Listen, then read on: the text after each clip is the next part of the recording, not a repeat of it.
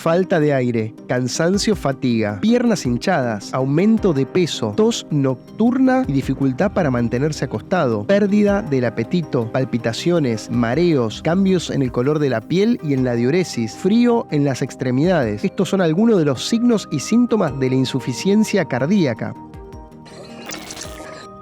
Sabemos que la enfermedad cardiovascular es una de las principales causas de muerte en la Argentina y en el mundo. Esto incluye enfermedades como el infarto agudo de miocardio, el ACV y la insuficiencia cardíaca. Cuando aparece la insuficiencia cardíaca, tiene una mortalidad y una progresión similar a la de algunos tipos de cáncer. Por ejemplo, en algunos pacientes hay una mortalidad a 5 años del 50%, es decir, 7 a 17% de mortalidad acumulada por año. Además de que genera gran cantidad de hospitalizaciones, de reinternaciones, de invalidez y gastos en salud. La insuficiencia cardíaca tiene muchas causas, pero entre las principales está la enfermedad de las arterias del corazón y los factores de riesgo cardiovascular como la presión arterial alta y la diabetes. Por eso es fundamental actuar a tiempo en la prevención cuando el corazón todavía no sufrió cambios importantes.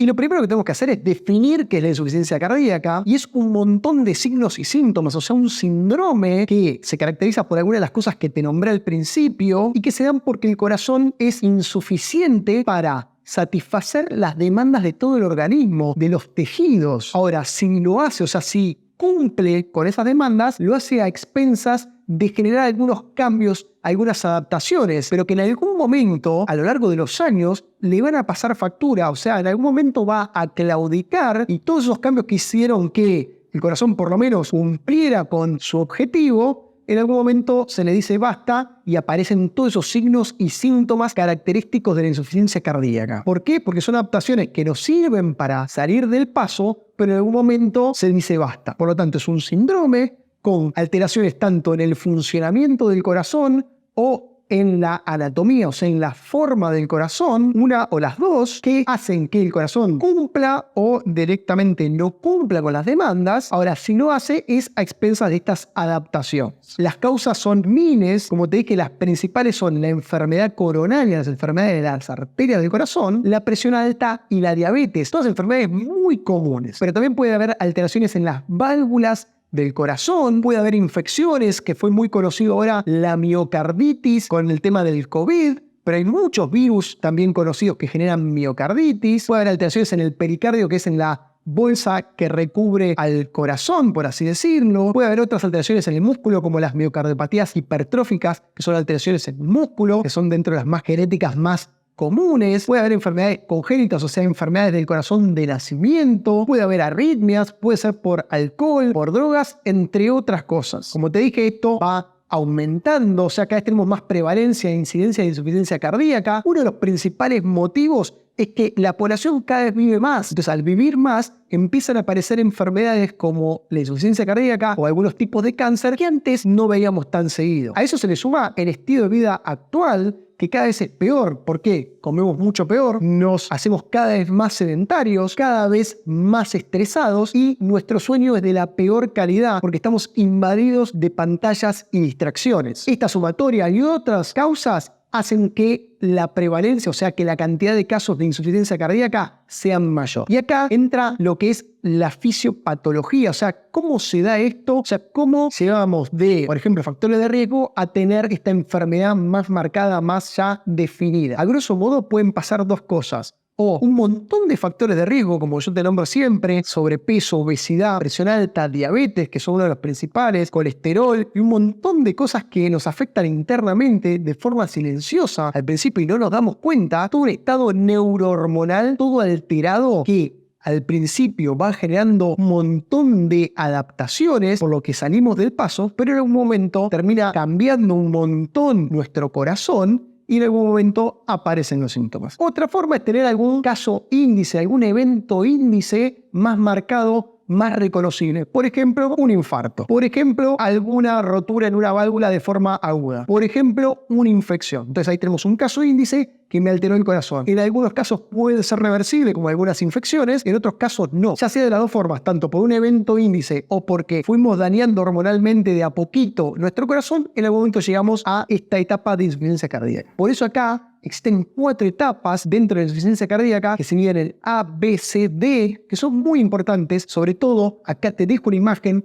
para que las reconozcas, tanto en las etapas como cómo es el continuo. Acá hay que hablar de un continuo. Arrancamos en etapa A, donde es alteraciones neurohormonales, factores de riesgo, pero el corazón está estructuralmente sano. Es decir, tenemos un montón de cosas que nos dicen, cuidado, podés llegar a tener insuficiencia cardíaca en algún momento, pero todavía no lo tenés. Por eso es fundamental ahí la prevención, que no aparezca el sobrepeso, que no aparezca la obesidad, que no es algo estético, es algo de salud, que no aparezca la presión alta, el colesterol, la diabetes. Ahora, si aparecieron, ser muy estrictos para tratar de curarlo, por lo menos llevarlo a tenerlo lo más controlado posible, porque con eso vamos a evitar estas enfermedades más graves a futuro. Ya en el estadio B, vamos a tener unas alteraciones en el propio corazón, sin síntomas, pero ya el corazón está dándonos algunos signos de que en cualquier momento se vienen los síntomas. Por eso también ahí hay que ser muy, pero muy insistente, muy agresivo en los tratamientos de la diabetes, de la presión alta, en la prevención, en cambiar el estilo de vida. Y esto voy a hablar después, pero fundamental que te quedes con estos 2 cuadros, porque acá es donde está la cuestión, acá es donde más hay que atacar. Como cualquier enfermedad, lo mejor es prevenirlas. Una vez que aparecieron, tenemos un montón de tecnología, tenemos un montón de medicamentos nuevos que nos mejoraron la sobrevida, nos mejoraron la mortalidad, nos mejoraron las reinternaciones, pero así todo, ya el problema lo tenemos. Hay que estar atacando antes de que aparezca el problema, en este caso, la insuficiencia cardíaca. Y una vez que apareció, vas a tener todos estos síntomas que te nombraba al principio, por lo general fatiga, cansancio, falta de aire al estar acostado, tos nocturna, edema en las piernas, hinchazón de las piernas, se puede haber también hinchazón en las venas del cuello, puede haber distensión abdominal, falta de apetito, puede estar todo este montón de signos y síntomas que tu médico va a ver y ya prácticamente clínicamente se va a dar cuenta que es un síndrome de insuficiencia cardíaca, pero eso le va a asociar una historia clínica del paciente que nos va a decir si tiene o no factores de riesgo, si tiene o no antecedentes familiares, y eso lo va a terminar confirmando con un montón de estudios complementarios. Entre los básicos, laboratorio, que nos va a decir cómo está el hígado, cómo está el riñón, pero sobre todo van a medir unos biomarcadores muy importantes que son el NT-proBNP y el BNP, que no importan los nombres, pero que sí nos dicen que está fallando el corazón, y eso le van a sumar, por ejemplo, electrocardiogramas sugestivos, placa de tórax, pero sobre todo un estudio de imagen que me muestre cómo está ese corazón. El más común, por un tema de costo-efectividad y por un tema también de disponibilidad, en la ecografía del corazón, el ecocardiograma Doppler. Ese es muy importante porque nos muestra el corazón cómo se mueve, cómo están las válvulas, cómo está el grosor de las paredes, cómo están los tamaños de las cavidades, entre otras muchas cosas de información que nos brinda, y a su vez, como es bastante accesible y al mismo tiempo es inocuo, hace que sea uno de los estudios más pedidos por los cardiólogos. Con todo eso, tu médico va a diagnosticar la insuficiencia cardíaca, te la va a confirmar, y después hay mil formas de clasificarlo. No importa, eso es más para el personal de la salud. Pueden diferenciarlo entre si es aguda o crónica, que obviamente agudo es la primera vez que ocurre. Una vez que se acomodó ese episodio, va a quedar en forma crónica, con reagudizaciones muchas veces, porque esto sigue avanzando. También hay algunos que lo dividen entre izquierda y derecha, o sea, por la parte del corazón que está fallando más, si es la parte izquierda del corazón o la parte derecha. Puede haber con respecto a lo que se llama la fracción de eyección, que es cómo se contrae, cuánto expulsa el corazón de esa sangre. Entonces, puede ser que esté conservada esa eyección o puede ser que esté incluso también fallando. Pero eso se lo dejamos a tu personal de la salud. Ellos van a diagnosticar, van a ver dónde está más la falla, van a tratar de encontrar las causas,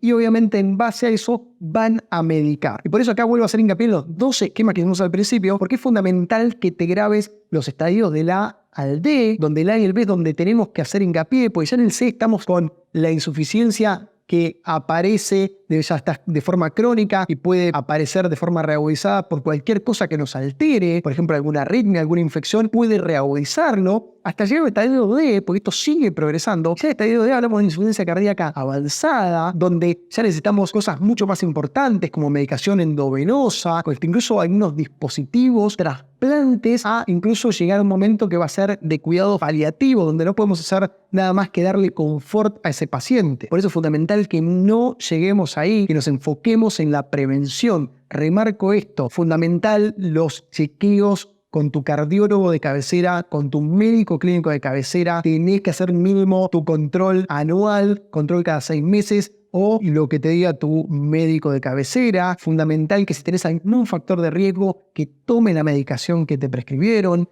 que hagan lo posible para cambiar tu estilo de vida, para que mejoren tus valores de laboratorio, para que mejore tu sobrepeso, tu obesidad y podamos mejorar esa presión alta, ese colesterol, esa diabetes. Mejorar el sueño, mejorar el estrés, vida activa, mejorar la actividad física. Una vida activa sumado a momentos de actividad física, tanto de entrenamiento de la fuerza, entrenamiento aeróbico, entrenamiento anaeróbico. Siempre te decimos, el tejido adiposo genera sustancias malas, tiene una función hormonal y eso hay que bajarlo. Por otro lado, ganar masa muscular genera un montón de sustancias buenas, también a nivel hormonal. Por eso tenemos que mejorar ese balance de bajar la grasa abdominal, pero sobre todo esa grasa visceral, y mejorar la masa muscular que nos va a dar hormonas buenas. Todo esto va a hacer que retrasemos el periodo de insuficiencia cardíaca ya sintomático, incluso retrasemos tener factores de riesgo y por lo tanto